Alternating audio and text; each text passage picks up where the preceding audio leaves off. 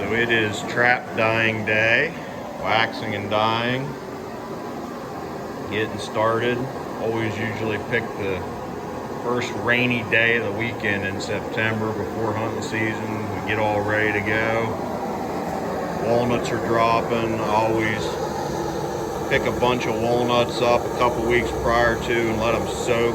Gets that really deep dark black color when you're boiling traps. Not sure that matters, but that's what I've been doing for years.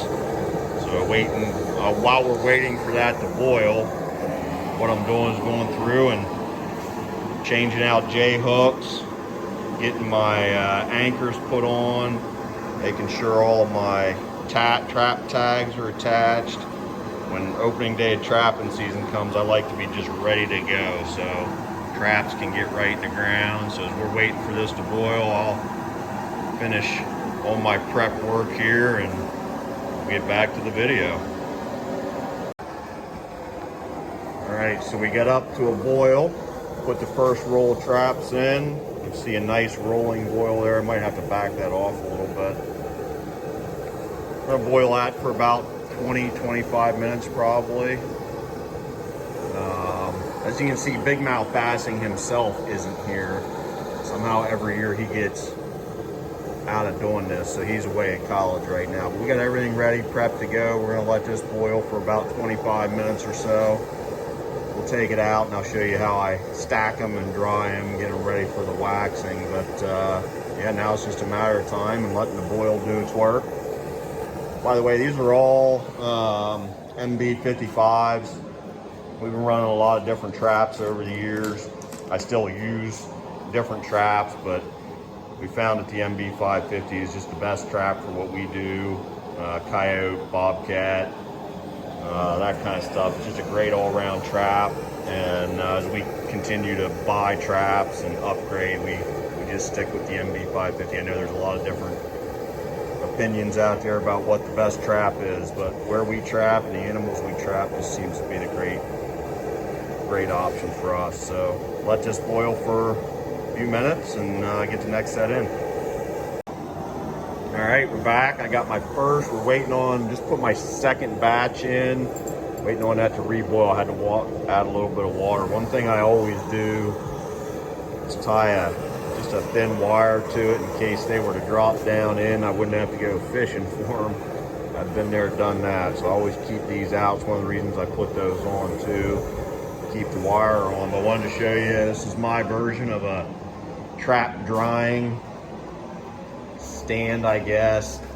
I don't know where I saw this, but it's just a couple of 2x4s and screwed some screws into it and let them sit there and dry. Look good. Got nice and black. Walnuts do a really nice job. Cheap. All I gotta do is pick them up off the ground. There's plenty of them. So there we go. I got a little more trap prep to do, and we'll wait for this other one to boil and maybe show you a couple other things.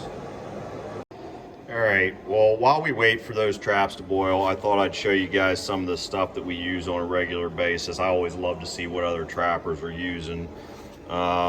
Simple gloves. I mean, they're rubber back, but that's the trapping glove that I typically use. You saw the disposable stakes that we're using. I'm not sure. I think maybe they're Berkshires. I can't remember. The problem I have is these drivers, even the heavy duty drivers, you can see how they get beat up pretty bad. I really probably gonna need to take another look at some point about what we're using there. When we're trapping, a lot of different people use a lot of different things behind the pan.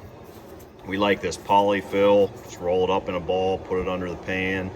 It's always worked well for us. I know a lot of people use a lot of different things under the pan. This right here was a game changer for me. Seems really, really simple, but I was using a really cheap J-hook wrench and different pliers and all kinds of stuff. And I was on watching somebody's YouTube video and they showed this, and for 15 or 20 bucks, we got a couple of them. Keep them with both of us when we're trapping.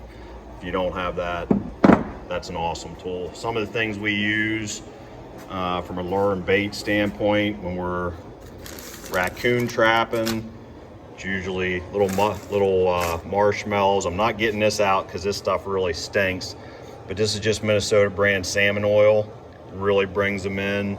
And And we're gonna try this year. Came in one of those little free packs, but it's moonshine from Caven, so we're gonna give that a go. Most of the baits that we use, I really like this bushwhacker stuff. This stuff's really worked well for me. I've caught several bobcats using that bait. Cavens, both the Hiawatha Valley and then the Predator Plus bait, we use a lot of that stuff. And from a lure standpoint, some of the favorite ones, just pick some of the ones we use on a regular basis. Really like the Circle Maker. That's caught us a lot of animals. And then just some of the kind of all-purpose ones. Canine Force, Yodel Dog we usually use a lot of. This Bounty Hunter. We also have the Magnum, which I like to use a lot heavier smell. And then Violator 7. We usually go through quite a bit of Violator 7. When we're bobcat trapping, switch over. Here's the Perfect from Dobbins. This backbreaker, I was using backbreaker when we caught the bobcat last year, combined with Gusto. I love Gusto. I'm not breaking it out for you guys to look at right now, because the second you break that out of a pack, it just stinks up the whole garage with skunk smell. So if you want a good bobcat combination, one of these bobcat lures, this one's Feline Fix, put a little dab of Gusto on there, and we've had a lot of luck with that. Another thing we use a lot of is sheep's wool. Wrap it up in some bait, slam it down a dirt hole set. Just gives it a little bit of eye appeal, and pretty good combination. So for anybody that's interested, that is our main go-to trapping set. All right, so we're back. It's several hours later. Let these dyed up really nice in the walnuts. Let them dry really good.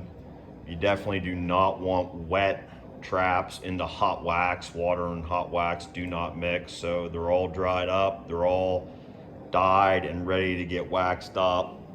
So I've been heating my wax up real slow. Wax is flammable, so you don't want to get it too hot. You definitely don't want it to be boiling. Just to show you, this is the type of wax that I use. It's just odorless trap wax. I use the same wax every year, so I just bust off a new hunk every year and stick it in and remelt it. So we're gonna go ahead. I think we're in really good shape on the wax. I don't have a temperature of the wax. I don't know what to tell you there, but I guess it's just kind of a feel thing after all these years. So we're gonna get some traps in here and see how they do.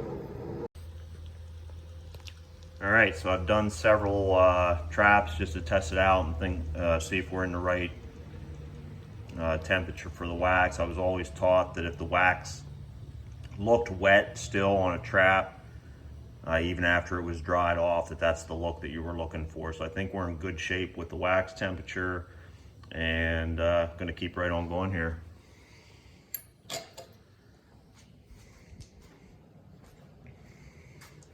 So the directions call for 15 seconds. I usually do a count 20.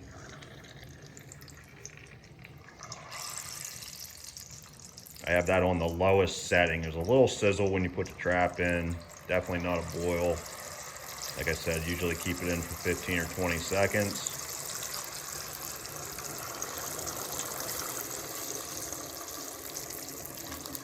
Pull it up out, let it drip dry.